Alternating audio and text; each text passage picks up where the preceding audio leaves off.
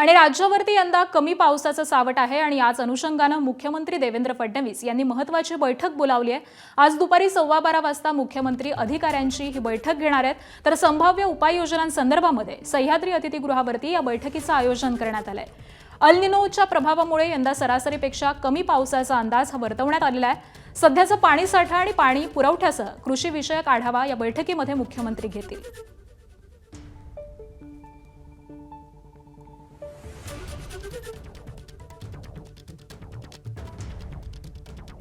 कृषी क्षेत्रामध्ये आणि इतर सर्व क्षेत्रामध्ये जे संकट येण्याची शक्यता आहे त्यावर उपाययोजना करण्यासाठी त्याचा आढावा घेण्यासाठी बैठक घेतलेली आहे आणि त्यानंतरच विकसित महाराष्ट्राची बैठक आहे। आणि संकट येत राहतात, परंतु या संकटाला सामना करण्यासाठी काय आवश्यक उपाययोजना करायला पाहिजे, काय कशा परिस्थिती उद्भवल्यानंतर आपल्याला काय काय त्या संदर्भामध्ये निर्णय घ्यावे लागतील, त्या संदर्भामध्ये आज बैठक आहे। एबीपी माझा, उघडा डोळे बघा नीट।